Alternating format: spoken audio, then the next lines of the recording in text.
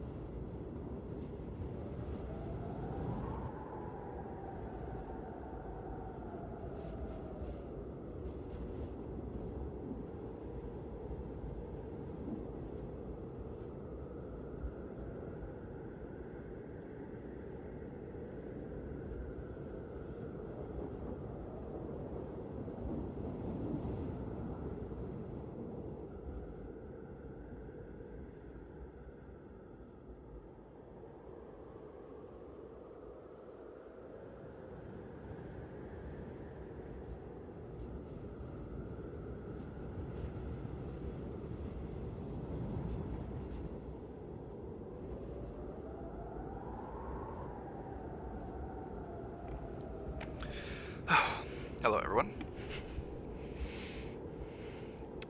The next chapter, which is chapter 50 of 58, how exciting is that, is literally just called Red Rum. So, we're here. We have arrived. Is everybody back? I doubt you guys even had time to leave.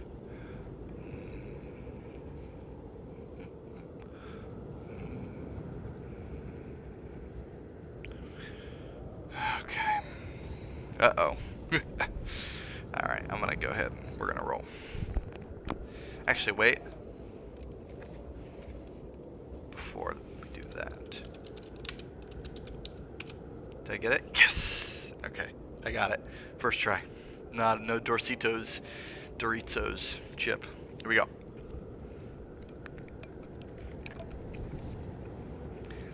Dorostos chip. Here we go. Chapter 50. Red Rum. Wendy Torrance stood indecisive in the middle of the bedroom, looking at her son, who had fallen fast asleep. Half an hour ago, the sounds had ceased. All of them, all at once. The elevator, the party, the sound of room doors opening and closing. Instead of easing her mind, it made the tension that had been building in her even worse. It was like a malefic hush before the storm's final, brutal push. But Danny had dozed off almost at once, first into a light, twitching doze, then in the last 10 minutes or so, a heavier sleep. Even looking directly at him, she could barely see the slow rise and fall of his narrow chest. She wondered when he had last gotten a full night's sleep, one without tormenting dreams or long periods of dark wakefulness, listening to revels that had only become audible and visible to her in the last couple of days, as the Overlook's grip on the three of them tightened. Real psychic phenomena or group hypnosis? She didn't know, and she didn't think it mattered. What had been happening was just as deadly either way. She looked at Danny and thought, God grant he lie still. That if he was undisturbed, he might sleep the rest of the night through. Whatever talent he had, he was still a small boy and he needed his rest. It was Jack she had begun to worry about. She grimaced with sudden pain, took her hand away from her mouth. She saw she had torn off one of her fingernails. Oh. And her nails were one thing she'd always tried to keep nice. They weren't long enough to be called hooks, but still nicely shaped. And what are you worrying about your fingernails for? She laughed a little, but it was a shaky sound without amusement. First Jack had stopped howling and battering at the door.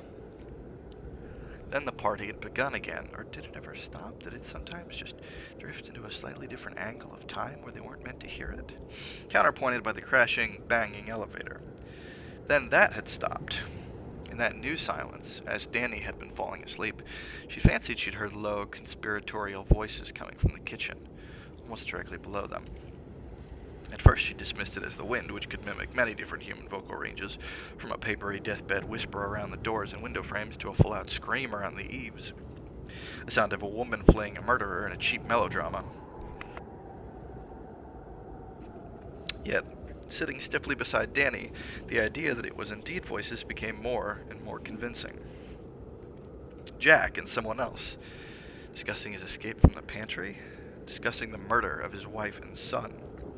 It would be nothing new inside these walls. Murder had been done here before. She had gone to the heating vent and placed her ear against it, but at that exact moment the furnace had come on, and any sound was lost in the rush of warm air coming up from the basement. When the furnace had kicked off again 5 minutes ago, the place was completely silent, except for the wind, the gritty splatter of snow against the building, and the occasional groan of a board. She looked down at her ripped fingernail. Small beads of blood were oozing up from beneath it. Jack's gotten out. Don't talk nonsense. Yes, he's out. He's gotten a knife from the kitchen, or maybe the meat cleaver. He's on his way up here right now, walking along the sides of the rises so the stairs won't creak. You're insane. Her lips were trembling, and for a moment it seemed that she might have cried the words out loud, but the silence held. She felt watched.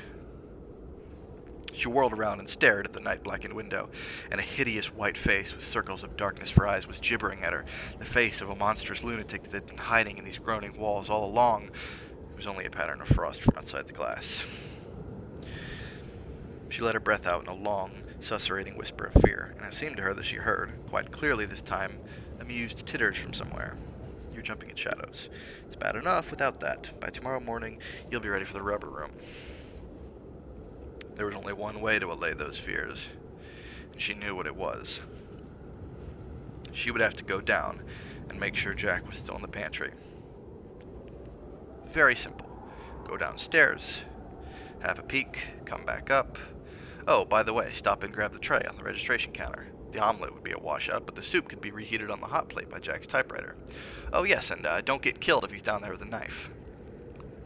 She walked to the dresser, trying to shake off the mantle of fear that lay on her. Scattered across the dresser's top was a pile of change, a stack of gasoline chits for the hotel truck, the 2 pipes Jack brought with him everywhere that but rarely smoked, and his key ring. She picked it up, held it in her hand for a moment, and put it back down. The idea of locking the bedroom door behind her had occurred, but it just didn't appeal. Danny was asleep. Vague thoughts of fire passed through her mind, and something else nibbled more strongly, but she let it go.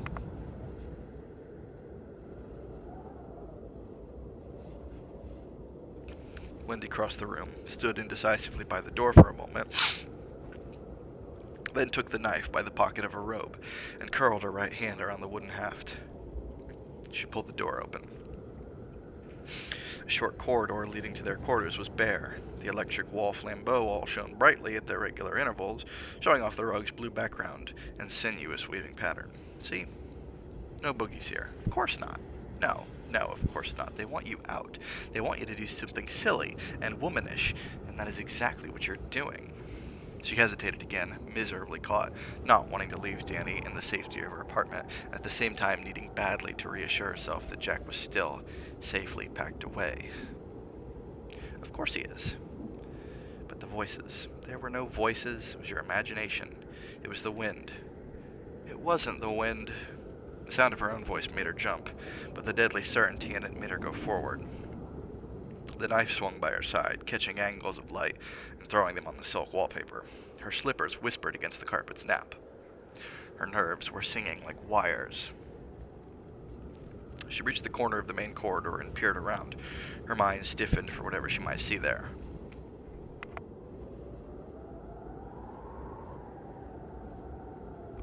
There was nothing to see. After a moment's hesitation, she rounded the corner and began down the main corridor. What the fuck was that?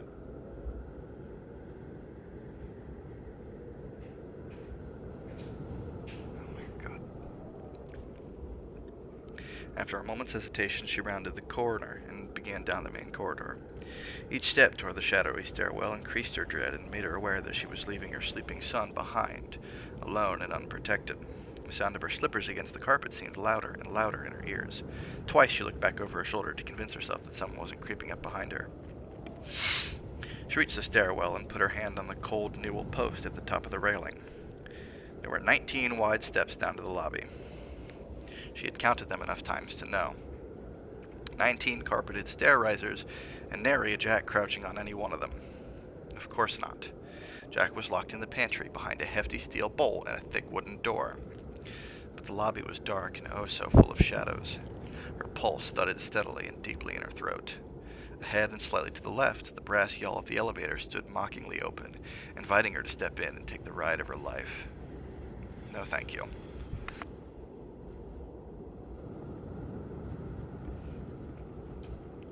The inside of the car had been draped with pink and white crepe streamers. Confetti had burst from 2 tubular party favors. Lying in the rear left corner was an empty bottle of champagne. She sensed movement above her and wheeled to look up the 19 steps leading to the dark second-floor landing and saw nothing. Yet there was a disturbing corner-of-the-eye sensation that things had leaped back into the deeper darkness of the hallway up there just before her eyes could register them. She looked down the stairs again. Her right hand was sweating against the wooden handle of the knife. She switched it to her left, wiped her right palm against the pink terry cloth of her robe, and switched the knife back. Almost unaware that her mind had given her body the command to go forward, she began down the stairs, left foot then right, her free hand trailing lightly on the banister. Where's the party? Don't let me scare you away, you bunch of moldy sheets. Not one scared woman with a knife. Let's have a little music around here. Let's have a little life. 10 steps down. dozen. A baker's dozen. The light from the first floor hall filtered a dull yellow down here. She remembered that she would have to turn on the lobby lights either beside the entrance to the dining room or inside the manager's office. There was a light coming from somewhere else, white and muted. The fluorescence, of course, the kitchen. She paused on the 13th step, trying to remember if she had turned them off or left them on when she and Danny left. She simply could not remember. Below her in the lobby, high-backed chairs hulked in pools of shadow. The glass in the lobby doors was pressed white with a uniform blanket of drifted snow.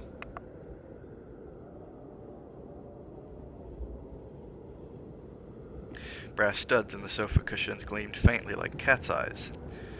There were 100 places to hide. Her legs stilted with fear, she continued down. Now 17, now 18, now 19. Lobby level, madam. Step out carefully. The ballroom doors were thrown wide, only blackness spilling out. From within came a steady ticking, like a bomb. She stiffened, then remembered the clock on the mantel, the clock under glass. Jack or Danny must have wound it. Or maybe it had wound itself up, like everything else in the Overlook. She turned toward the reception desk, meaning to go through the gate and the manager's office and into the kitchen. Gleaming dull silver, she could see the intended lunch tray. Then the clock began to strike, little tinkling notes. Wendy stiffened, her tongue rising to the roof of her mouth. Then she relaxed. It was striking 8, and that was all. 8 o'clock. 5, 6, 7. She counted the strokes. It suddenly seems wrong to move again until the clock is stilled. 8, 9, 10, 11. Suddenly, belatedly, it came to her. She turned back clumsily for the stairs, knowing already she was too late. But how could she have known? 12. All the lights in the ballroom went on. There was a huge, shrieking flourish of brass. Wendy screamed aloud, the sound of her cry insignificant against the blare issuing from those brazen lungs. "Unmask!" the cry echoed. "Unmask! Unmask!" Then they faded, as if down a long corridor of time, leaving her alone again. No, not alone. She turned and he was coming for her. It was Jack, and yet not Jack. His eyes were lit with a vacant, murderous glow. His familiar mouth now wore a quivering, joyless grin. He had the roque mallet in one hand. "Thought you'd lock me in? Is that what you thought you'd do?" The mallet whistled through the air. She stepped backward, tripped over a hassock, and fell to the lobby rug. "Jack, you bitch," he whispered. "I know what you are." The mallet came down again with whistling deadly velocity and buried itself in her soft stomach. She screamed, suddenly submerged in an ocean of pain. Dimly she thought she saw the mallet rebound. It came to her with sudden numbing reality that he meant to beat her to death with the mallet he held in his hands. She tried to cry out to him again, to beg him to stop for Danny's sake, but her breath had been knocked loose. She could only force out a weak whimper, hardly a sound at all. Now, by Christ," he said, grinning. He kicked the hassock out of the way. "I guess you'll take your medicine now." The mallet whickered down.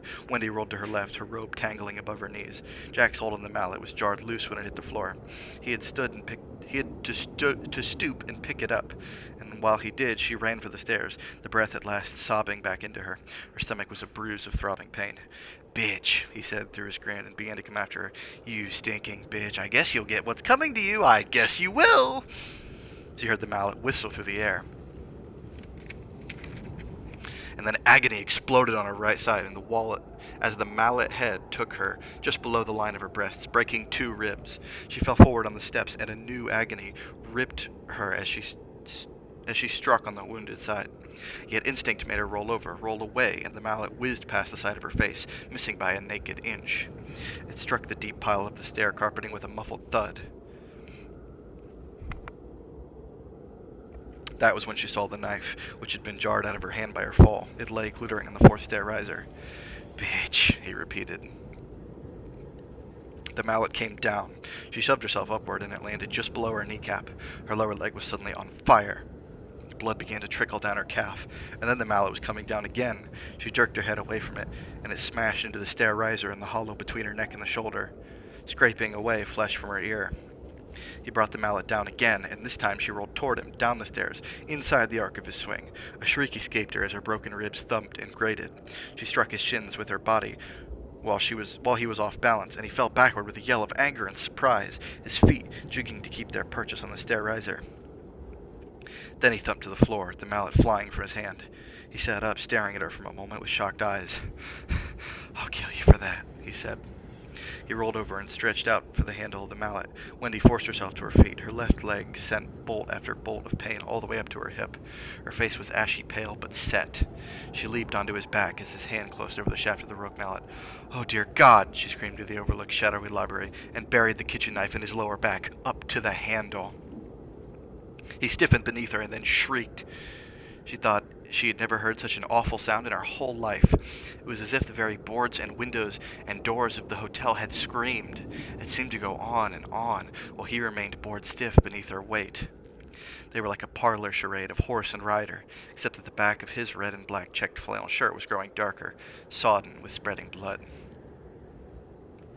Then he collapsed forward on his face, bucking her off on her hurt side, making her groan. She lay breathing harshly for a time, unable to move. She was an excruciating throb of pain from one end to the other.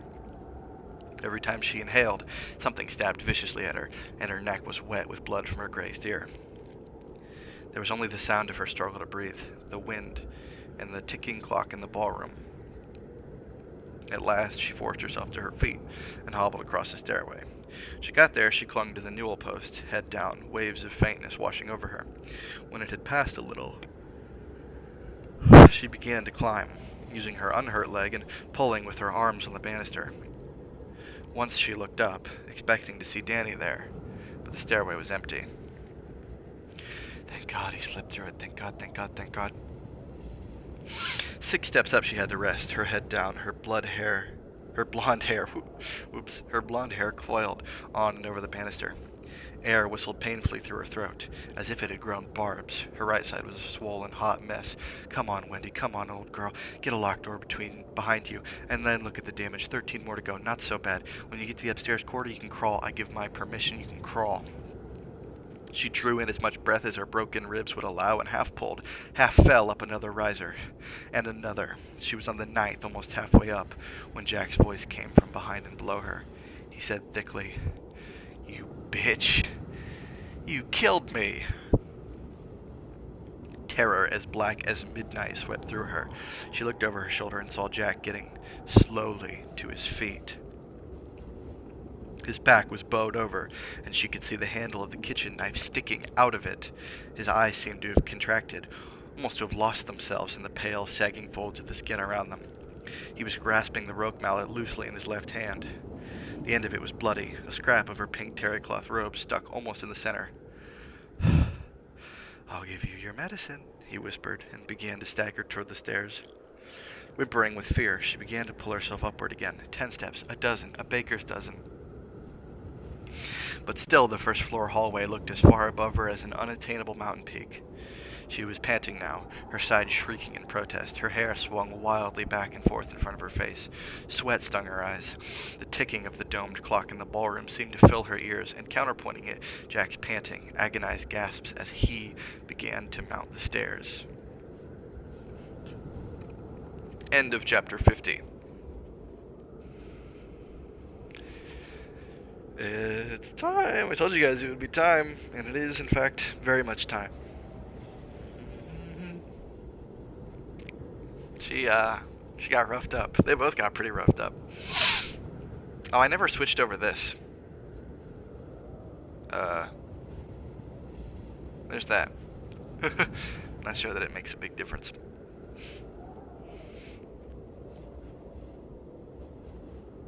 But we're in it now.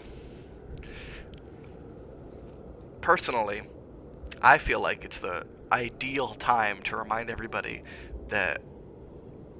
of how great Wendy Torrance is, how frankly incredible she is as a character. She's still climbing those stairs. She got hit with the hammer what, 4 times all in all? She got one in her stomach, one in her side that broke 2 of her ribs, one in her leg, and one that barely missed her head and smashed her ear. And she's like, I'm getting up those stairs. I'm going to my son. Come on, she's amazing. She's incredible.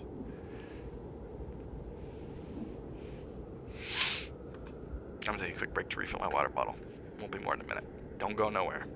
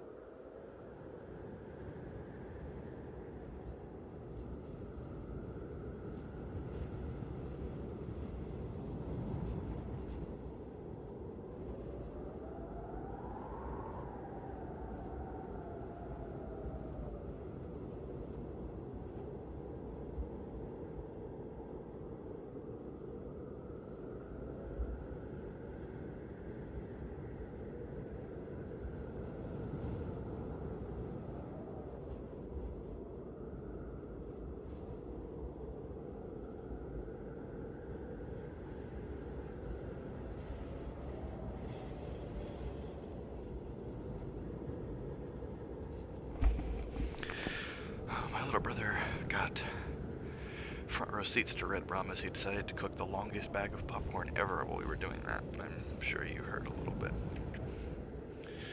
How lucky.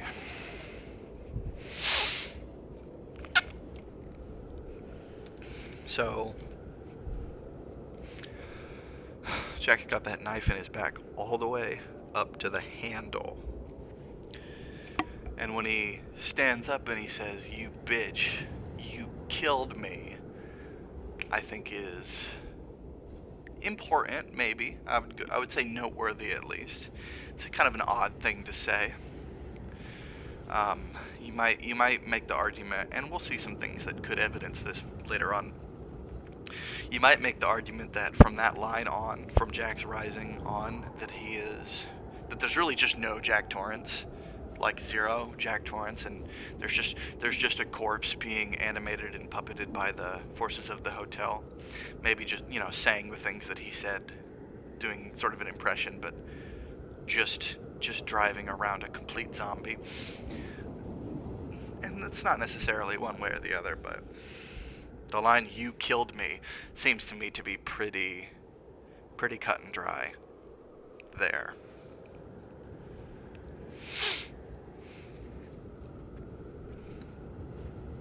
Or there's very little left, however you want to think of it. But it's obviously not with some influence from the hotel that he could get a knife all the way up to the handle in him and fall over dead and then stand back up. You can't be fully 100% Jack Torrance and have that possible. It's pretty. I would say this book is not exactly a Blair Witch Project. It's pretty unambiguously supernatural. The movie's a little bit more ambiguously supernatural, but the book is pretty fucking unambiguously supernatural. Jack has definitely been animated through some force of the hotel in that moment, in my opinion. Whether he was completely supplanted by the hotel and whether his consciousness was completely replaced with the influence of the hotel, or whether he was just animated, just animated by it, is, maybe we'll get more to help us decide that. But anyways, great news. Chapter 51 is titled Halloran Arrives.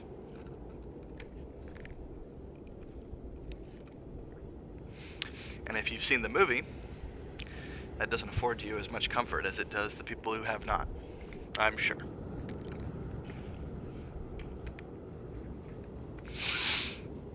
But this is not the movie. Anything can happen. Chapter 51. Halloran Arrives. Larry Durkin was a tall and skinny man, made with a morose face overtopped with a luxuriant mane of red hair. Halloran had caught him just as he was leaving the Kanoko station, the morose face buried deeply inside an army-issue parka. He was reluctant to do any more business that stormy day, no matter how far Halloran had come, and even more reluctant to rent out one of his two snowmobiles to this wild-eyed black man who insisted on going to the old overlook. Among people who had spent most of their lives in the little town of Sidewinder, the hotel had a smelly reputation. Murder had been done up there. A bunch of hoods had run the place for a while, and a cutthroat businessman had run it for a while too. And things had been done up at the old Overlook that never made the papers, because money has a way of talking. But the people in Sidewinder had a pretty good idea. Most of the hotel's chambermaids came from here, and chambermaids see a lot. But when Halloran mentioned Howard Cottrell's name and showed Durkin the tag inside one of the blue mittens, the gas station owner thawed. "Sent you here, did he?" Durkin asked, unlocking one of the garage bays and leading Halloran inside. "Good to know the old rib's got some sense left. I thought he was plumb out of it." He flicked a switch, and a bank of very old and very dirty fluorescents buzzed wearily into life. "Now what in the tarnal creation would you want up at that place, fella?" Halloran's nerve had begun to crack. The last few miles into Sidewinder had been very bad. Once a gust of wind that must have been tooling along at better than 60 miles an hour had floated the Buick all the way around in a 360-degree turn. And there were still miles to travel, with God alone knew what at the other end of them. He was terrified for the boy. Now it was almost 10 minutes to 7, and he had this whole song and dance to go through again.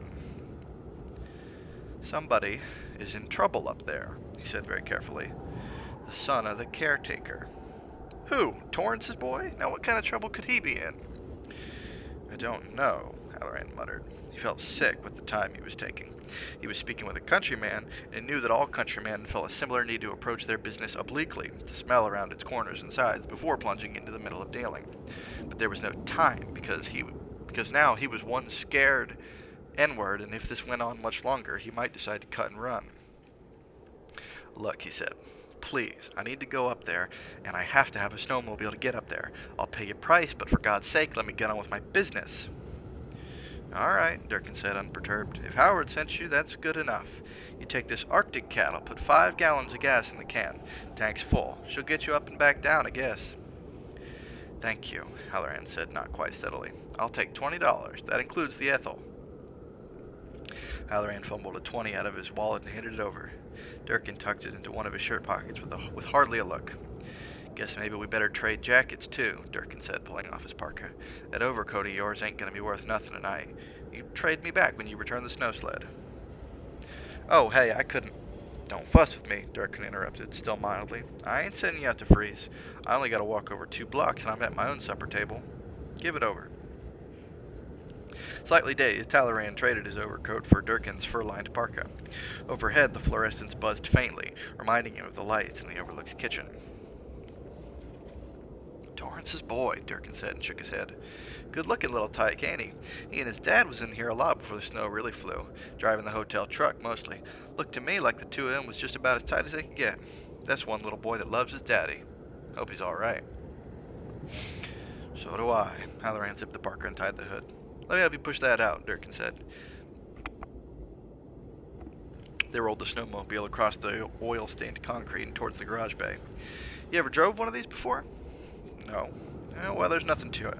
Instructions are pasted there on the dashboard, but all there really is stop and go. Your throttle's here, just like the motorcycle throttle. Brake on the other side. Lean with it on the turns. Baby will do 70 on hardpack, but on this powder she'll get no more than 50, and that's pushing it." Now they were in the service station's snow-filled front lot. Durkin had raised his voice to make himself heard over the battering of the wind.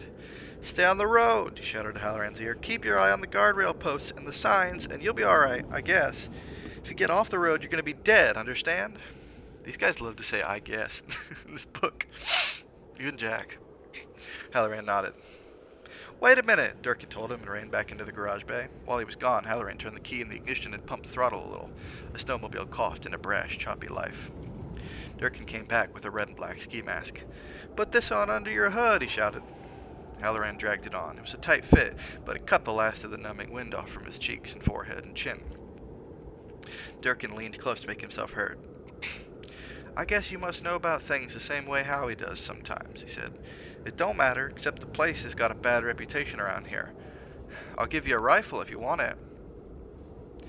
"I don't think it would do any good," Halloran said back.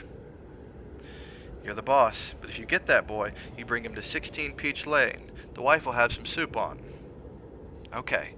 Thanks for everything. You watch out, Durkin yelled. Stay on the road. Halloran nodded and twisted the throttle slowly. The snowmobile purred forward, the headlamp cutting a clean cone of light through the thickly falling snow. He saw Durkin's upraised hand in the rearview mirror and raised his own in return. Then he nudged the handlebars to the left and was traveling up Main Street, a snowmobile coursing smoothly through the white light thrown by the street lamps. The speedometer stood at 30 miles an hour. It was 10 past 7. The overlook, Wendy and Danny were sleeping, and Jack Torrance was discussing matters of life and death with the previous caretaker. 5 blocks up Main, the street lamps ended. For half a mile, there were small houses, all buttoned tightly up against the storm, and then only wind-howling darkness, in the black again, with no light but the thin spear of the snowmobile's headlamp. Terror closed in on him again, a childlike fear, dismal and disheartening. He had never felt so alone. For several minutes, as the few lights of Sidewinder dwindled away and disappeared in the rear view, the urge to turn around and go back was almost insurmountable. He reflected that for all of Durkin's concern for Jack Torrance's boy, he had not offered to take the other snowmobile and come with him. That place has got a bad reputation around here. Clenching his teeth, he turned the throttle higher and watched the needle on the speedometer climb past 40 and settle at 45. He seemed to be going horribly fast, and yet he was afraid it wasn't fast enough. At this speed, it would take him almost an hour to get to the overlook, but at a higher speed, he might not get there at all. He kept his eyes glued to the passing guardrails and the dime-sized reflectors mounted on top of each one. Many of them were buried under drifts. Twice he saw curb signs dangerously late and felt the snowmobile riding up the drifts that masked the drop-off before turning back onto where the road was in the summertime. The odometer counted off the miles at a maddeningly slow clip. 5, 10, finally 15. Even behind the knitted ski mask, his face was beginning to stiffen up and his legs were growing numb. Guess I'd give $100 for a pair of ski pants. As each mile turned over, his terror grew, as if the place had a poison atmosphere that thickened as you neared it. Had it ever been like this before? He had never really liked the Overlook, and there had been others who shared his feeling, but it had never been like this. He could feel the voice that almost wrecked him outside of Sidewinder still trying to get in, to get past his defenses to the soft meat inside. If it had been strong 25 miles back, how much stronger would it be now? He couldn't keep it out entirely. Some of it was slipping through, flooding his brain with sinister subliminal images.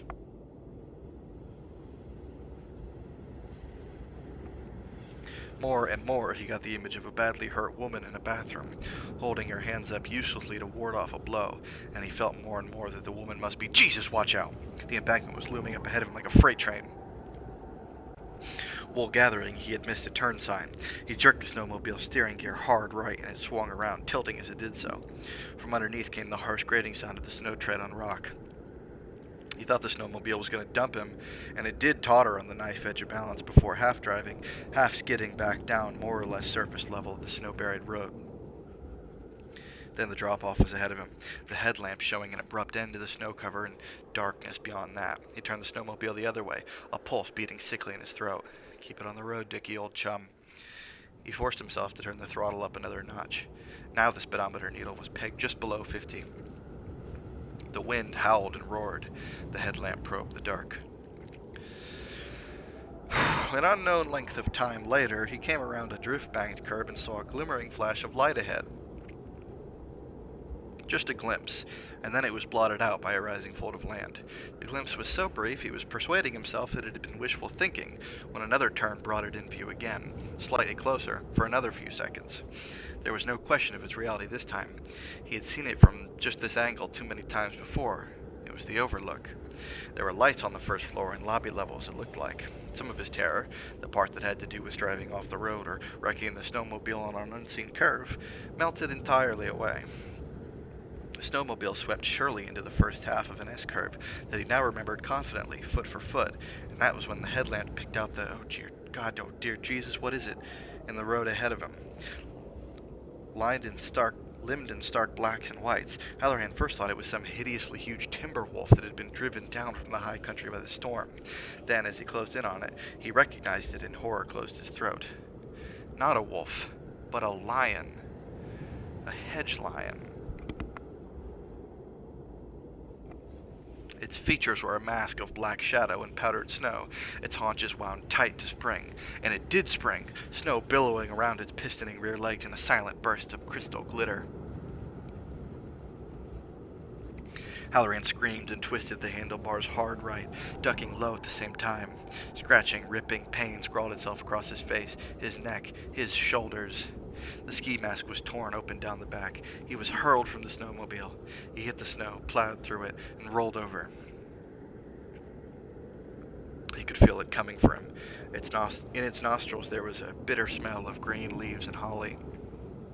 A huge hedge paw batted him in the small of the back, and he flew 10 feet through the air, splayed out like a rag doll. He saw the snowmobile, riderless, strike the embankment and rear up, its headlamp searching the sky. It fell over with a thump and stalled. Then the hedge lion was on him. There was a cracking, rustling sound. Something raked across the front of the parka, shredding it. It might have been stiff twigs, but Halloran knew it was claws. "You're not here!" Halloran screamed at the circling, snarling hedge lion. "You're not there at all!" He struggled to his feet and made it halfway to the snowmobile before the lion lunged, batting him across the head with a needle-tipped paw. Halloran saw silent, exploding lights.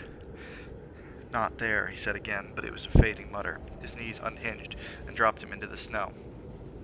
He crawled for the snowmobile, the right side of his face a scarf of blood.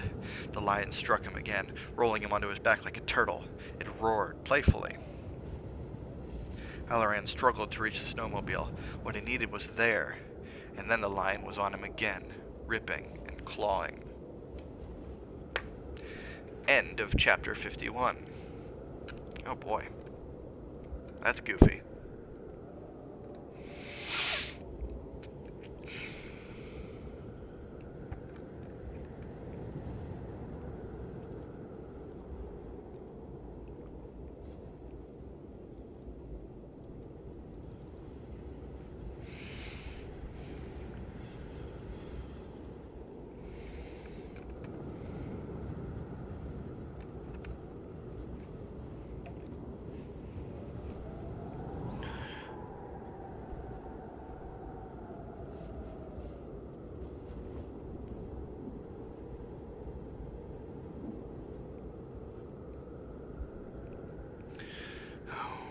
See what these notifications are. Well, he's here at least.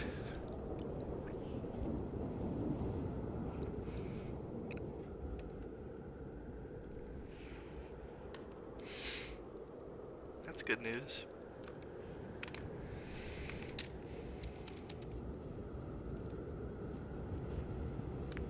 Not a friendly environment. No. Yeah, I feel like the Overlook kind of has a toxic culture if they've got lions attacking people. That's kind of, maybe they need to, do they have an HR department? They might need to look into that. It's kind of a toxic workplace culture in my opinion.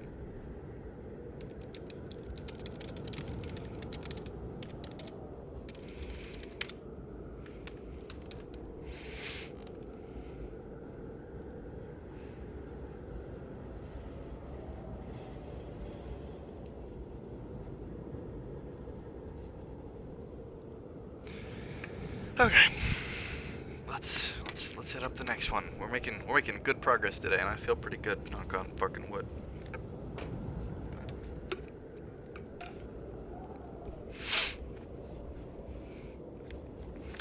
I'm a little bit torn, and I'm gonna let you guys in on this problem that I've been thinking about, and see if you guys have any suggestions or if you guys feel strongly one way or another. I'm a little torn because of the way we're going. It looks like we're gonna finish it on Sunday, and I really feel like it would be kind of limp to finish it on a recording. I would much prefer to finish it live. You know what I mean?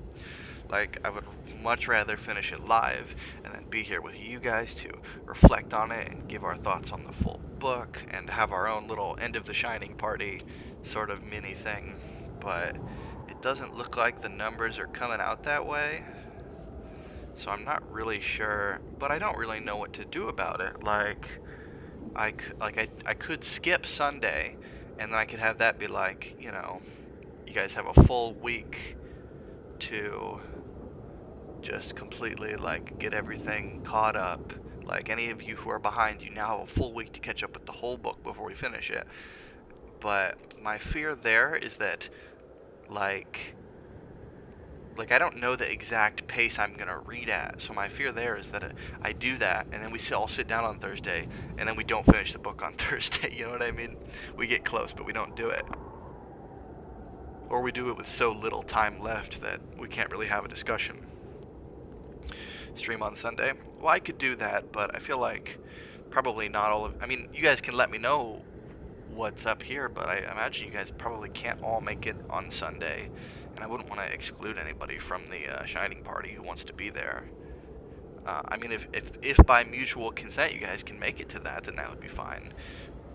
You know, plus that way, if we don't finish it, then we'll still be able to finish it live the following Thursday. That's one idea that could potentially work if it works for everybody. But I don't know. We could if we're not able to do that, we could do what I said and wait a week and stream on Thursday and maybe just go a little longer to make sure that we get it done. Like maybe I'll go till 12:30 or 1 just to make sure the book gets finished and we get to fully talk about it. But that's interfering with people's schedules too, almost more so, depending. But I want to figure something out.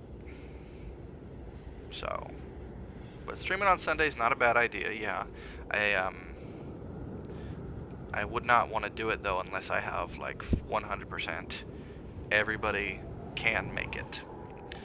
And I am a little bit enticed by the other idea of not doing one this Sunday so that we can just all be there on Thursday, because that gives, you know, people, I'm not going to name names, but that's going to give people who need to catch up a huge amount of time to catch up, and then theoretically we could all be here and end it together with no worries that there's going to be anybody who will not be able to be there with us due to not being caught up. So, haven't decided entirely what I'm going to do yet.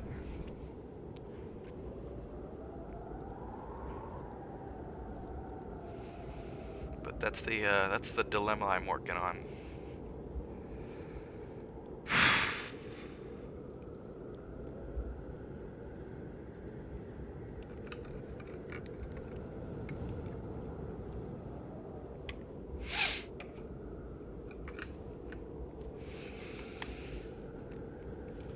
So if you guys end up having any thoughts about that now or at any time later on, hit me up, because I gotta figure out what will be best for everybody. I would love for I just really don't want to finish it on a recording and just be like, all right, everybody gets to go have their own moment when it's where it's done for them, instead of it gets to all be done for us together.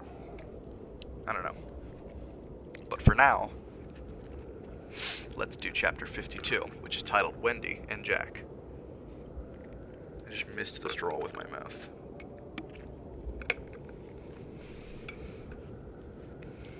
Chapter 52. Wendy and Jack. Wendy risked another glance over her shoulder. Jack was on the sixth riser, clinging to the banister as much as she was doing herself. He was still grinning, and dark blood oozed slowly through the grin and slipped down the line of his jaw. He bared his teeth at her. I'm gonna bash your brains in. I'm gonna bash them right the fuck in. He struggled up another riser. Panic spurred her, and the ache in her side diminished a little. She pulled herself up as fast as she could, regardless of the pain, yanking convulsively at the banister. She reached the top and threw a glance behind her. He seemed to be gaining strength rather than losing it. He was only 4 risers from the top, measuring the distance with the rope mallet in his left hand as he pulled himself up with his right. Right behind you, he panted through his bloody grin as if reading her mind. Right behind you now, bitch, with your medicine. She fled stumblingly to the main corridor, hands pressed to her side. The door to one of the rooms jerked open, and a man with a green ghoul mask on popped out. "Great party, isn't it?" He screamed into her face, and pulled the waxing string of a party favor. There was an echoing bang, and suddenly crepe streamers were drifting all around her. The man in the ghoul mask cackled and slammed back into his room. She fell forward to the carpet, full length. Her right side seemed to explode with pain, and she fought off the blackness of unconsciousness desperately. Dimly, she could hear the elevator running again, and beneath her splayed fingers, she could see that the carpet pattern appeared to move, swaying and twining sinuously. The mallet slammed down behind her, and she threw herself forward, sobbing. Over her shoulder, she saw Jack stumble forward, overbalance, and bring the mallet down just before he crashed into the carpet, expelling a bright splash of blood onto the nap. The mallet head struck her squarely between the shoulder blades, and for a moment the agony was so great that she could only writhe, hands opening and clenching. Something inside her had snapped. She had heard it clearly, and for a few moments she was aware only in a muted, muffled way, as if she were merely observing these things through a cloudy wrapping of gauze. Then full consciousness came back, terror and pain with it. Jack was trying to get up, so he could finish the job. Wendy tried to stand and found it was impossible. Electric bolts seemed to course up and down her back at the effort. She began to crawl along in a side-stroke motion. Jack was crawling after her, using the rogue mallet as a crutch or a cane. She reached the corner and pulled herself around it, using her hands to yank at the angle of the wall. Her terror deepened. She would not have believed that possible, but it was. It was 100 times worse not to be able to see him or know how close he was getting. She tore out fistfuls of the carpet, napping, pulling herself along, and she was halfway down the short wall before she noticed the bedroom door was standing right open. Danny, oh Jesus.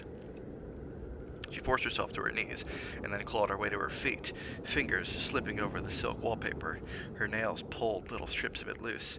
She ignored the pain and half-walked, half-shambled through the doorway as Jack came around the far corner and began to lunge his way down toward the open door, leaning on the rogue mallet. She caught the edge of the dresser, held herself up against it, and grabbed at the door frame. Jack shouted at her, "Don't you shut that door! God damn you, don't you dare shut it!" She slammed it closed and shot the bolt. Her left hand pawed wildly at the junk on the dresser, knocking those coins on the floor where they rolled in every direction. Her hand seized the key ring just as the mallet whistled down against the door, making it tremble in its frame.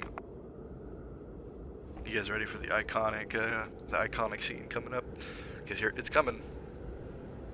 The one everybody knows. She got the key into the lock in the second stab and twisted it to the right. At the sound of the tumblers falling, Jack screamed. The mallet came down against the door in a valley of booming blows that made her flinch and step back. How could he be doing that, with a knife in his back? Where was he finding the strength? She wanted to shriek, "Why aren't you dead?" at the locked door.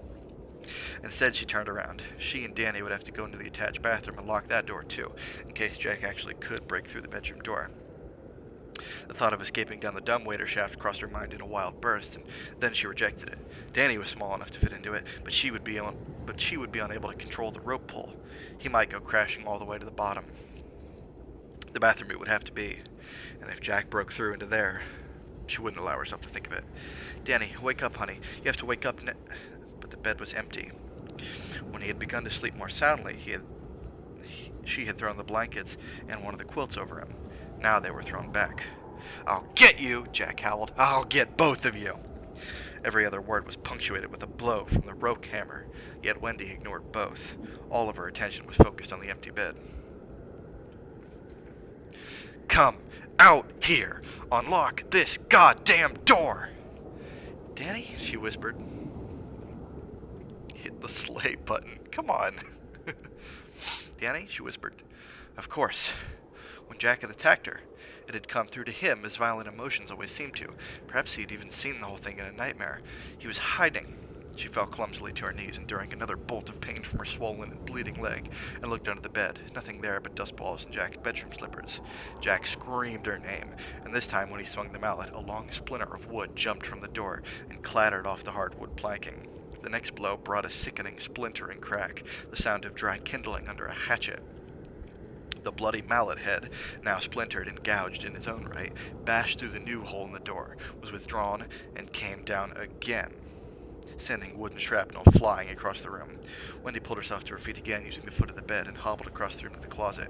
Her broken ribs stabbed at her, making her groan. "Danny!" She brushed the hung garments aside frantically. Some of them slipped their hangers and ballooned graciously to the floor. He was not in the closet.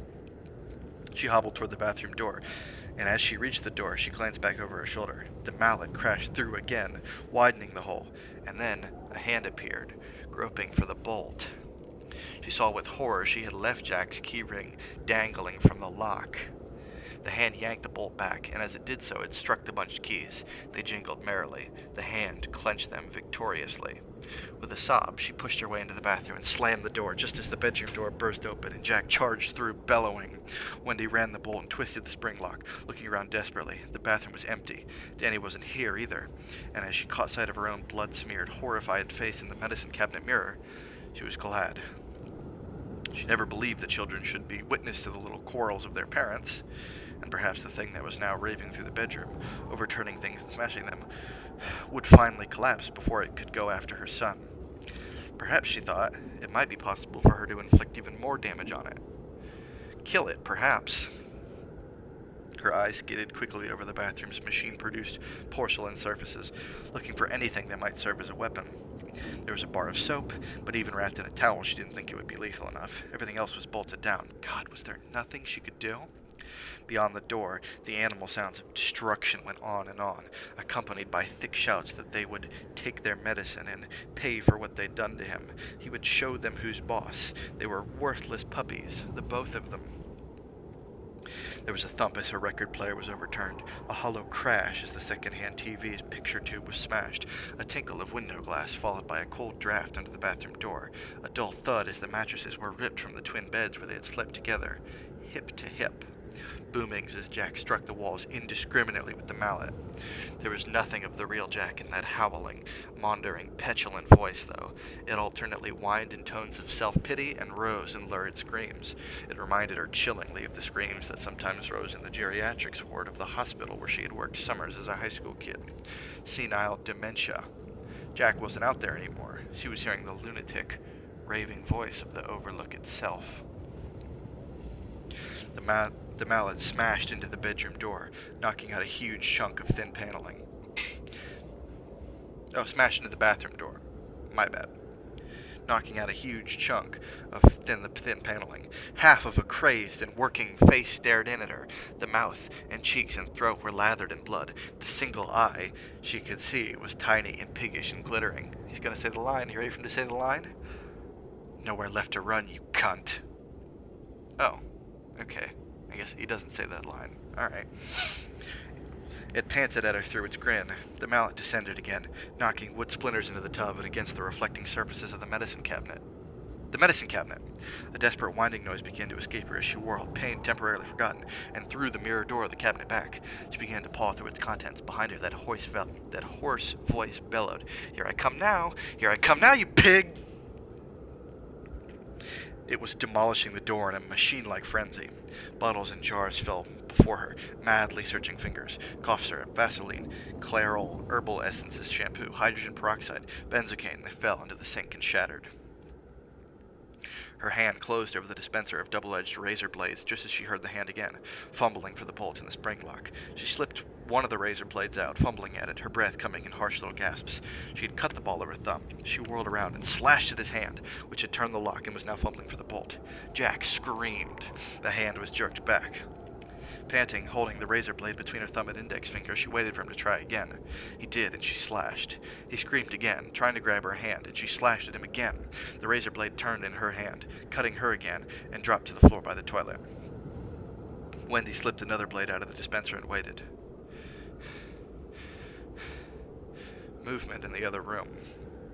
Going away? And a sound coming through the bedroom window. A motor, a high, insectile, buzzing sound. A roar of anger from Jack, and then, yes, she was sure of it. He was leaving the caretaker's apartment, plowing through the wreckage and out into the hall. Someone coming, a ranger. Dick Halloran? Oh, God, she muttered brokenly, through a mouth that seemed filled with broken sticks and old sawdust. Oh, God, oh, please. She had to leave now, had to go find her son so they could face the rest of this nightmare side by side. She reached out and fumbled at the bolt. Her arms seemed to stretch for miles. At last, she got it to come free. She pushed the door open, staggered out, and was suddenly overcome by the horrible certainty that Jack had only pretended to leave, that he was lying in wait for her. Wendy looked around. The room was empty, the living room too. Jumbled, broken stuff everywhere. The closet, empty. The soft shades of gray began to wash over her, and she fell down on the mattress Jack had ripped from the bed, semi-conscious. End of chapter 52. That's right, ladies and gentlemen. He doesn't say it. That's right, you've been lied to your whole life. He doesn't say it.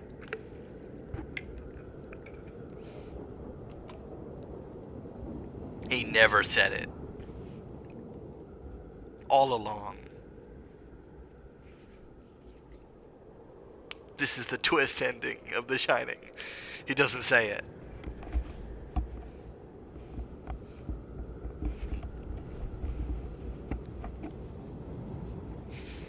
Imagine how stupid it would have been, too. Like, this version of Jack Torrance from the book is a much more serious character. He's not, like goofy the way that Jack Nicholson's Jack Torrance is, and that's intentional. That's a trick of editing, really. So, imagine how stupid it would have been if this Jack Torrance had said, "Here's Johnny." Wendy would have just looked at him like, "What? What do you, what?" He just leaves embarrassed. He's like, I gotta go kill Dick Halloran. I'm embarrassed.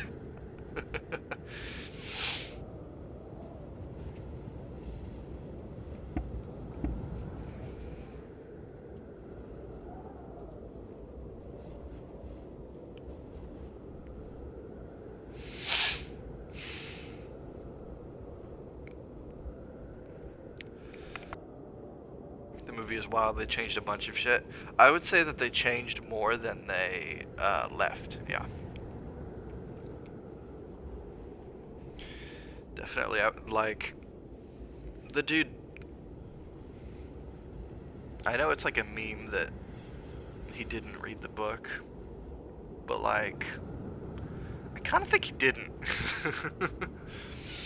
I kind of do think that. I kind of think that he had people read the book for him, you know? Like, not to discredit Stanley Kubrick, he's a very meticulous filmmaker. You know, he's very serious about his work, and he's very in-depth, and he wasn't lazy at all, but like, I don't know, I kind of think somebody on his staff read it for him, and they kind of described it to him, and he helped write and direct the movie based on that. But yeah, for you guys who have seen the movie, you will now notice probably several things that never happened, up to this point at least. There was no all work and no play makes Jack a dull boy. That never happened. Here's Johnny didn't happen. The twins showing up and saying, "Come play with us forever," didn't happen. I guess there's still time where that could happen. I honestly don't remember if it does. There was no... Someone read it to him on Twitch over a period of weeks. No, but if that happened, he would understand it perfectly, because he would have an expert guide to guide him along and answer his questions and present him with theories and ask him thought-provoking leading questions that lead him to draw his own conclusions about the book. Then he would have made a masterful movie, if that was the case.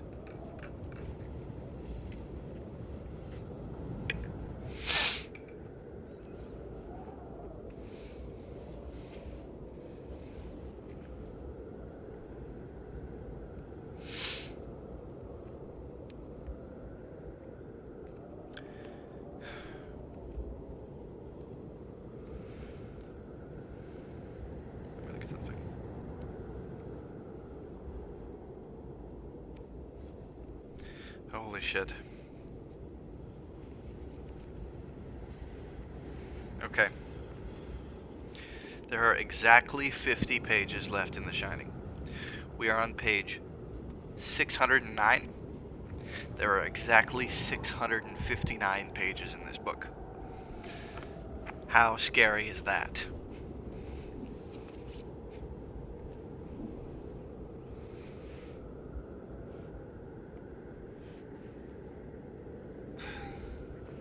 There are only 50 pages left. And we still have got time to read one more chapter of them, to be honest. Then what am I supposed to do? Well, for those of you who I've mentioned this in front of, this should come as no surprise to you, but I've been considering, in a much more dialed down, much more less scheduling intensive form, um, maybe keeping book club and guided reading as a longer term thing, maybe. Not something that would demand 2 days of your out of the week for everybody. Obviously, in the future, that was a special event. But you know, one day out of the week was already what we do. So don't despair. I have this huge bookshelf here. It's like two full shelves, and it all just sits there. I don't really have anything to do with it. I kind of just look at it. So don't despair. King in yellow, crowd in yellow, please. Please? Wow. Um, I mean, we could do that. Didn't honestly think you. I didn't honestly think there was that level of interest. I mean, are you asking literally just because you thought of the phrase "crad in yellow"? Or are you asking because you'd like to know what happens in that book? Um, we could do that though. I mean, it's crossed my mind. Yeah.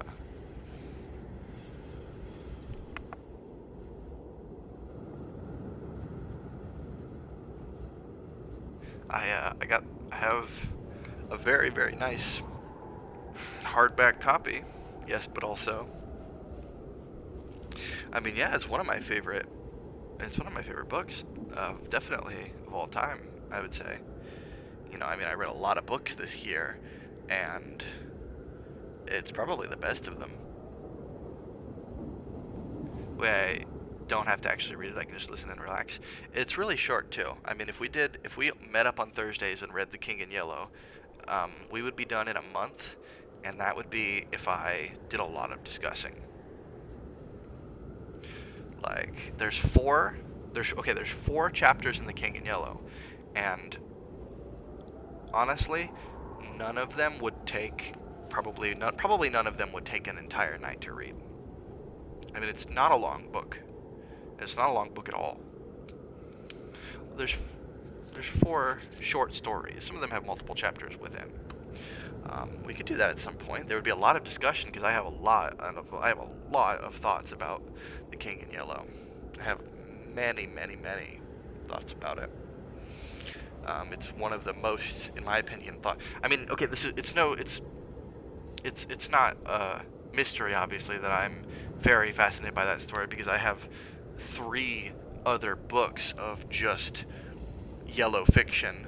I own three books that are just compilations of King and Yellow universe works that creators from the early 20th century all the way up to now have written.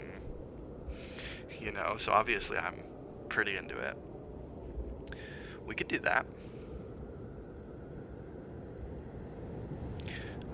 We will not be reading American Psycho ever on this channel. Ever, ever, ever, ever. But I got plenty of other books we could potentially do. I would like to, maybe if there are any books that you guys have read that I have also read, I would totally be into, like, maybe taking on a partner and doing a two-person guided book club, you know, at some point.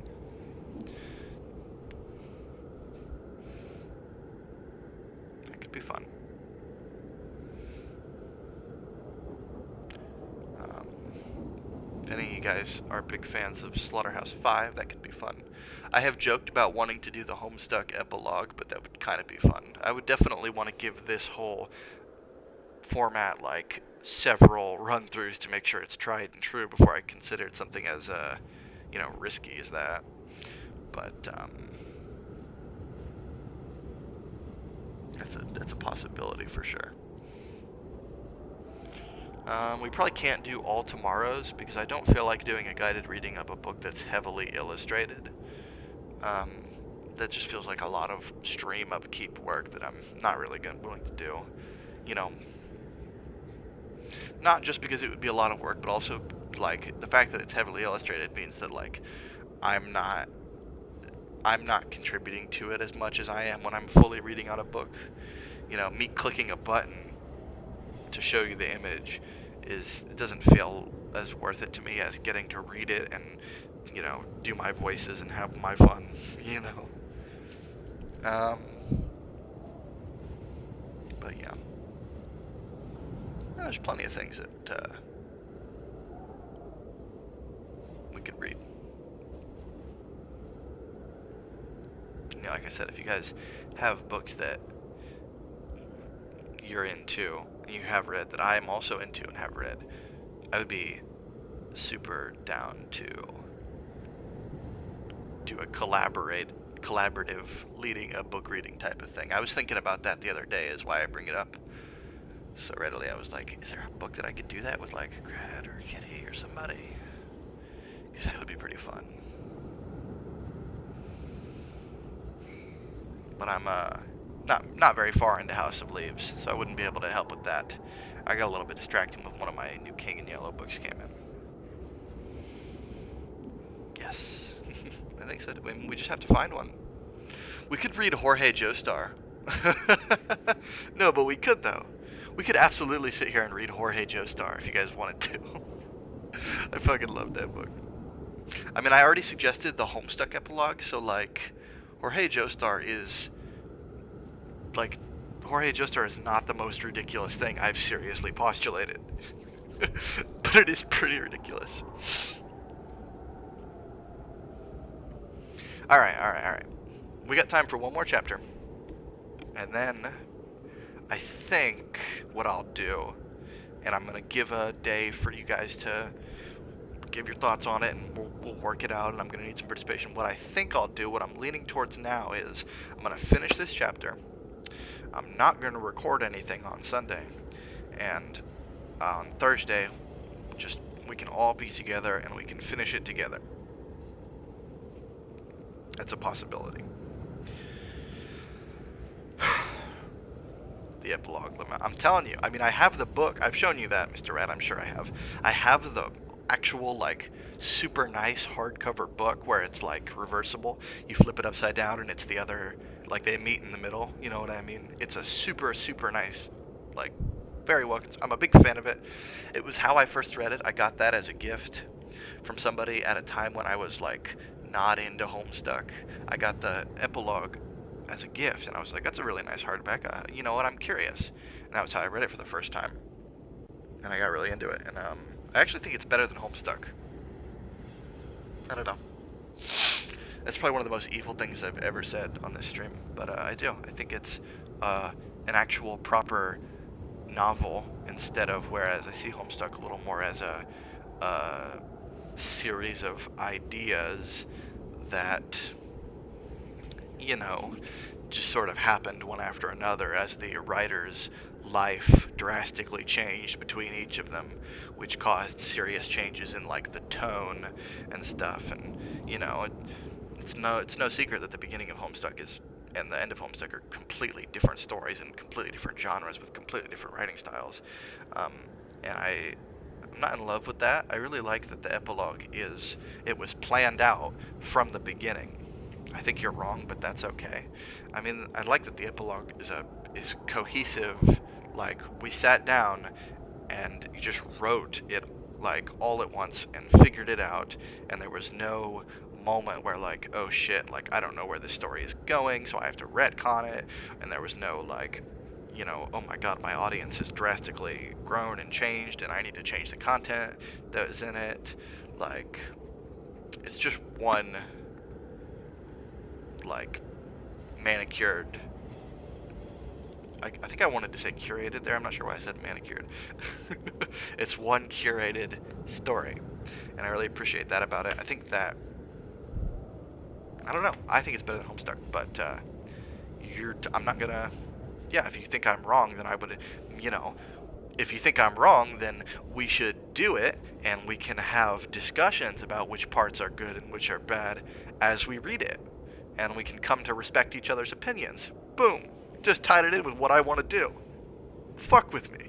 You can't. You've tried, but you can't. I think it's way fucking better than Homestuck 2. I don't think that's a very hot take.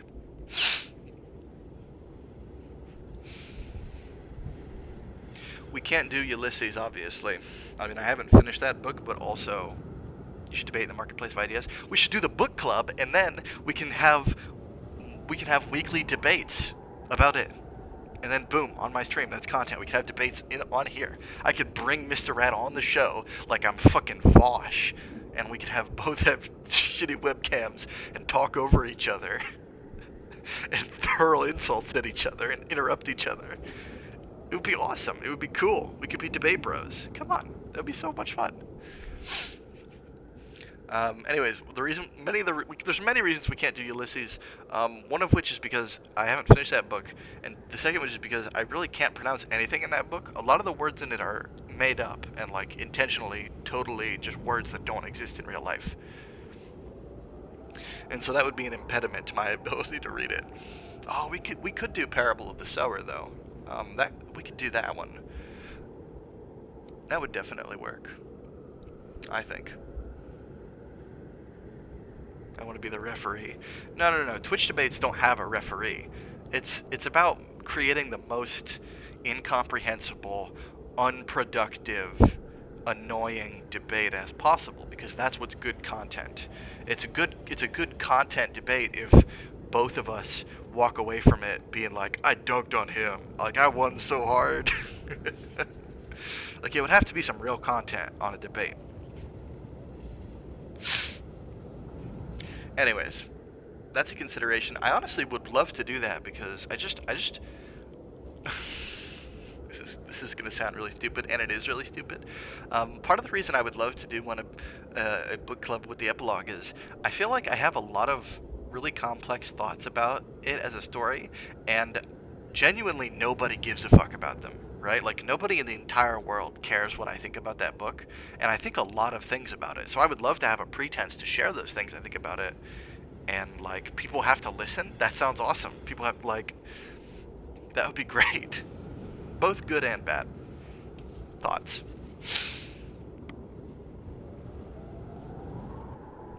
Let me look at this next chapter and see how long it is, so I can decide if we have to hurry up or not.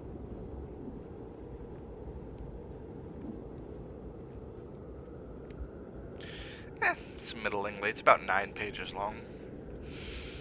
I have Don Quixote, but I have not read it yet.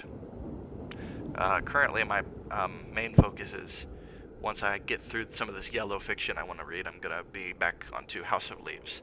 House of Leaves is my main book right now. But I got to get through my yellow fiction that I'm super into. I actually have my own paperback, extremely aged copy of Finnegan's Wake. And that would be a very funny April Fool's Day, is to just sit down and act like I'm going to start reading Finnegan's Wake.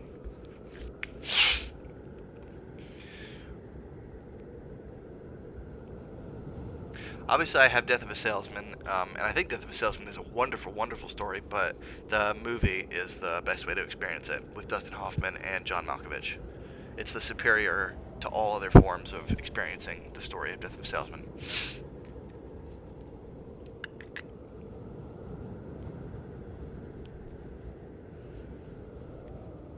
Which one? What are the ones back there that are sort of shrouded? 1984, blah blah blah, Brave New World. You guys want to read Pride and Prejudice and Zombies? An extremely, like, aughts zombie fanfic of Pride and Prejudice that I stole from my middle school library fucking 10 years ago. I have that. I feel like nobody's gonna believe me. Oh, let me pull it out. You have that book? You have it? Have you read it?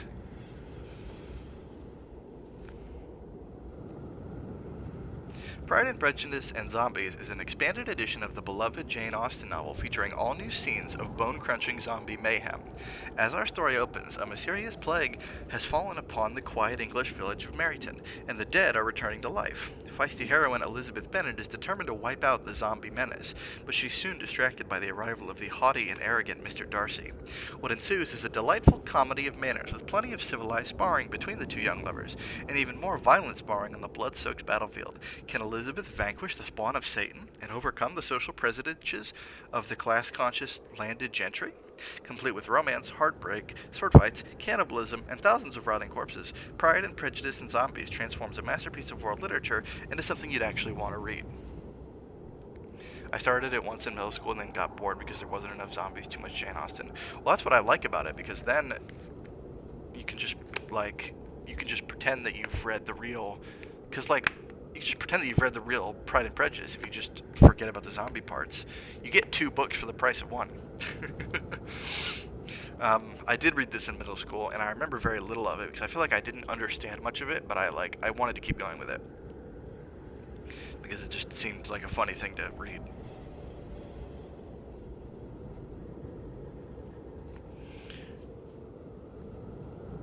But I have that, and we could read it, I guess. I haven't read it since I was like 12, so I would want to go back through and do my own reading first. Have some notes and shit. Let me put that back away.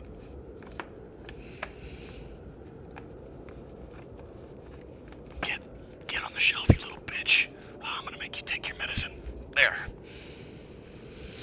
Oh, ow.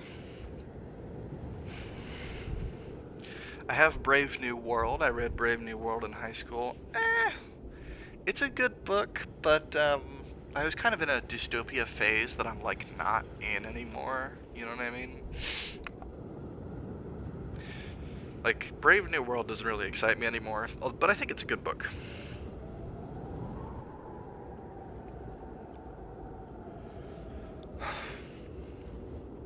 What if I just read the Odyssey on stream? I have that. Okay. In all seriousness, some things that could be potential candidates for future book clubs that I'm certain about are Slaughterhouse 5, The King in Yellow, Parable of the Sower, potentially Jorge Joestar or the Epilogue for something a little more out there and interesting.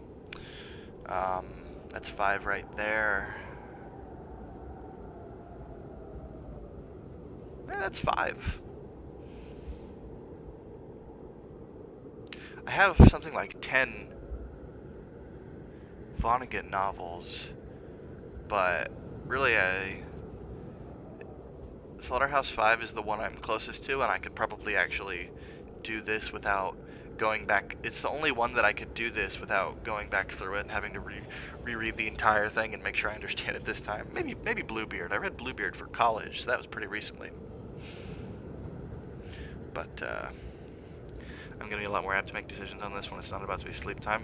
Why are you here if you can't tell what's going on? Alright. We got time for one more.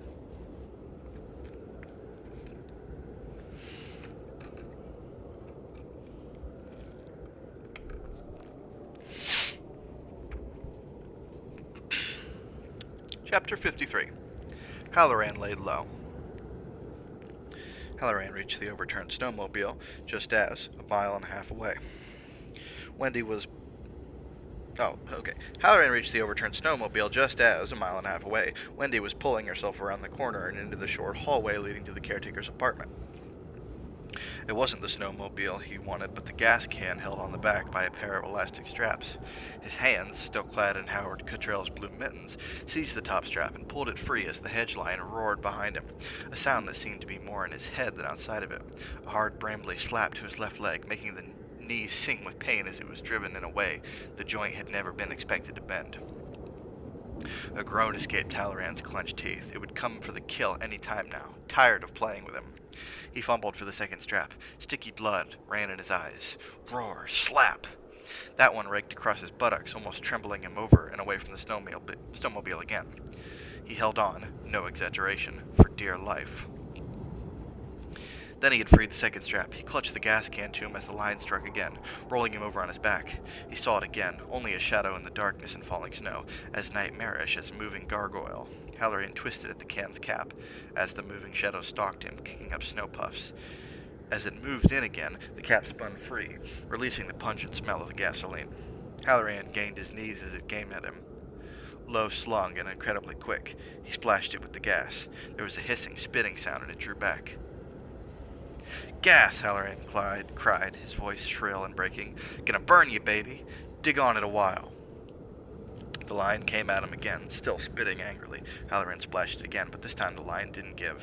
It charged ahead.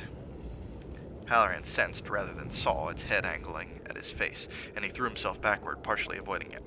Yet the lion still hit his upper ribcage a glancing blow, and a flare of pain struck there. Gas gurgled out of the can, which he still held, and doused his right hand and arm, cold as death. Now he lay on his back in a snow angel, to the right of the snowmobile by about 10 paces. The hissing lion was a bulking presence to his left, closing in again.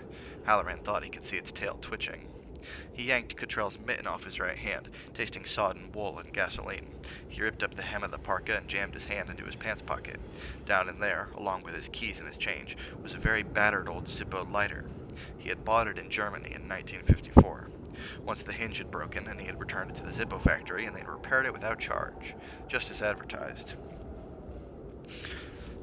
A nightmare flood of thoughts floating through his mind in a split second. Dear Zippo, my lighter was swallowed by a crocodile drop from an airplane lost in the Pacific Trench. Saved me from a crowd bullet in the Battle of the Bulge. Dear Zippo, if this fucker doesn't go get that lion, he's gonna rip my head off. The lighter was out. He clicked the hood back, the lion rushing at him, a growl like ripping cloth, his finger flicking the striker wheel. Spark. Flame. My hand! His gasoline-soaked hand suddenly ablaze, the flames running up the sleeves of his parka. No pain, yet the lion shying from the torch suddenly blazing in front of it.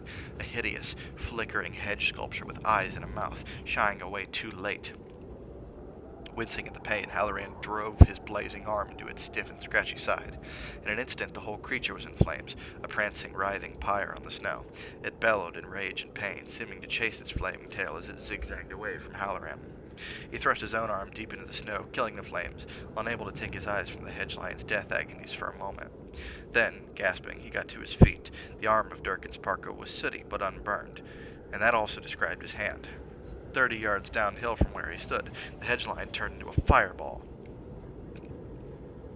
Sparks flew at the sky and were viciously snatched away by the wind.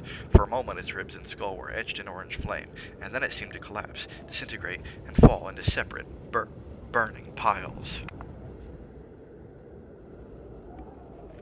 Never mind it. Get moving.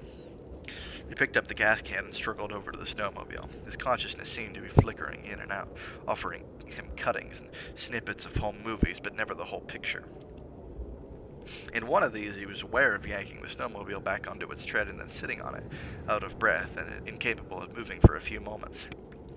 In another, he was reattaching the gas can, which was still half full. His head was thumping horribly from the gas fumes, and in reaction to his battle with the hedge lion, he supposed.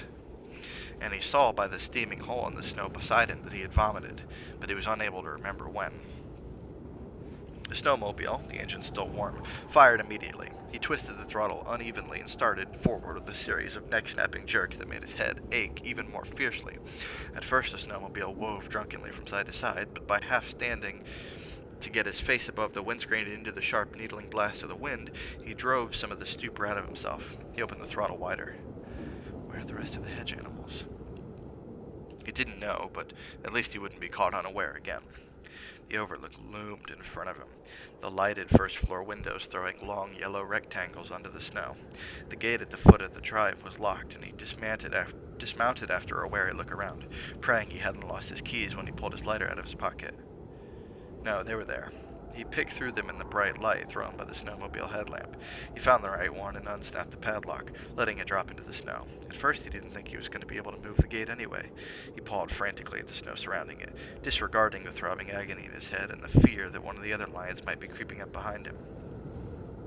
He managed to pull a foot and a half away from the gatepost, squeezed into the gap and pushed. He got it to move another 2 feet, enough for the snowmobile, and threaded it through.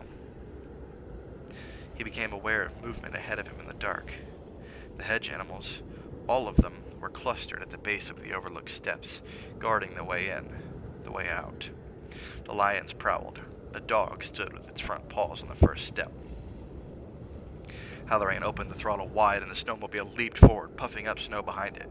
In the caretaker's apartment, Jack Torrance's head jerked around at the high, wasp-like buzz of the approaching engine, and suddenly began to move laboriously toward the hallway again. The bitch was not important now. The bitch could wait. Now it was this dirty N-word's turn. This dirty, interfering N-word with his nose where it didn't belong. First him, and then his son. He would show them. He would show them that he was of managerial timber. Outside, the snowmobile rocketed along, faster and faster. The hotel seemed to surge toward it. Snow flew in Halloran's face. The headlamp's oncoming glare spotlighted the head shepherd's face, its blank and socketless eyes. Then it shrank away, leaving an opening. Halloran yanked at the snowmobile's steering gear with all his remaining strength, and it kicked around in a sharp semicircle, throwing up clouds of snow, threatening to tip over. The rear end struck the foot of the porch steps and rebounded. Halloran was off in a flash and running up the steps. He stumbled, fell, picked himself up. The dog was growling, again in his head, close behind him. Something ripped at the shoulder of the parka, and then he was on the porch, standing in the narrow corridor Jack had shoveled through the snow, and safe. They were too big to fit in there. He reached the big double doors, which gave on the lobby, and dug for his keys again. While he was getting them, he tried the knob and turned freely. It turned freely. He pushed his way in. "Danny!" he cried hoarsely. "Danny, where are you?" Silence came back.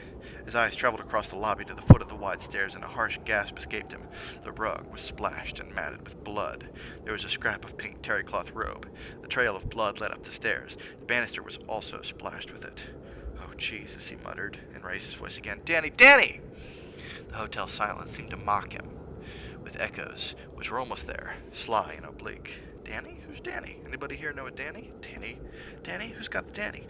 Anybody for a game of spin the Danny? Pin the tail on the Danny? Get out of here, Black Boy. No one knows Danny from Adam." Jesus. Had he come through everything just to be too late? Had it been done? He ran up the stairs 2 at a time and stood at the top of the first floor. The blood led down toward the caretaker's apartment. Horror crept softly into his veins and into his brain as he began to walk toward the short hall. The hedge animals had been bad, but this was worse. In his heart, he was already sure of what he was going to find when he got down there, and he was in no hurry to see it. Jack had been hiding in the elevator when Halloran came up the stairs. Now he crept up behind the figure in the snow-coated parka, a blood and gore-streaked phantom with a smile upon its face. The rogue mallet was lifted as high as the ugly, ripping pain in his back. Oh my god, now I'm racist. In the pain in his back. Did the bitch stick me? I can't remember. "I'll teach you to go sticking your nose in other people's business." Halloran heard the whisper and began to turn, to duck, and the rogue mallet whistled down. The hood of the parka matted the blow, but not enough. A rocket exploded in his head, leaving a contrail of stars. And then nothing. He staggered against the silk wallpaper, and Jack hit him again, the rogue mallet slicing sideways this time, shattering Halloran's cheekbone and most of the teeth on the left side of his jaw. He went down limply. "Now," Jack whispered. "Now, by Christ." Where was Danny? He had business with his trespassing son. 3 minutes later, the elevator door banged open on the shadowed 3rd floor. Jack Torrance was in it alone. The car had stopped only halfway into the doorway, and he had to boost himself up onto the hall floor, wriggling painfully like a crippled thug.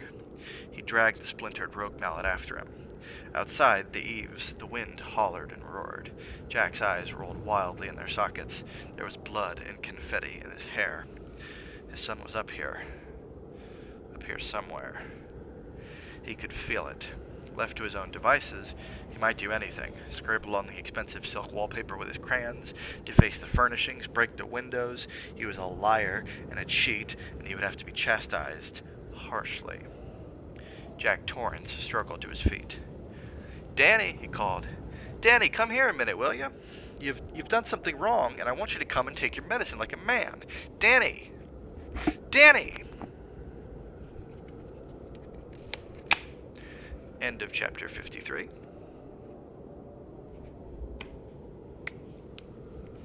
And the end of our reading for tonight. I love how these cliffhangers keep lining up wonderfully. Because that's it for tonight.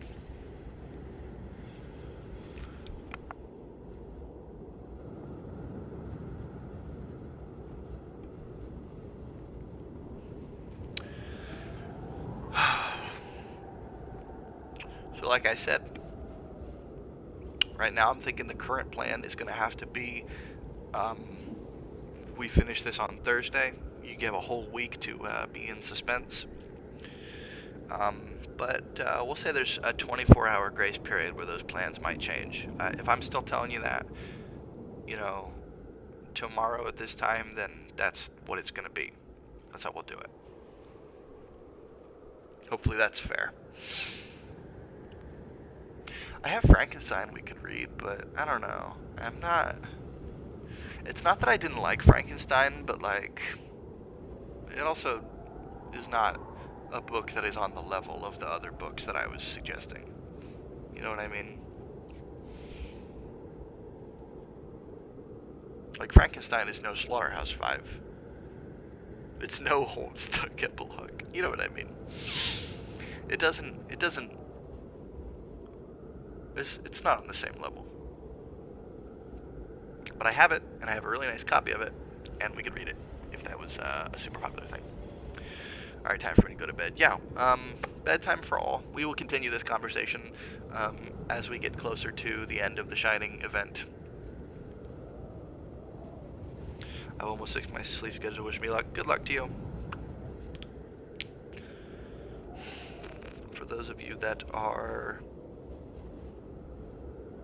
keeping up with my Substack, just like Christmas Eve was no obstacle, New Year's Eve is also no obstacle. The chapter will come. In fact, it's already been written. It's already been queued up and scheduled to go live tomorrow at noon. So you can look out for that. I will actually already be gone by noon. I will be on my way to do New Year's Eve with my friends. I will already be out of here by noon, so that's why that's happened. So, I guess I'll see you guys back here on Thursday. And maybe I'll see you guys here again after that. You know. Have a good night, everybody.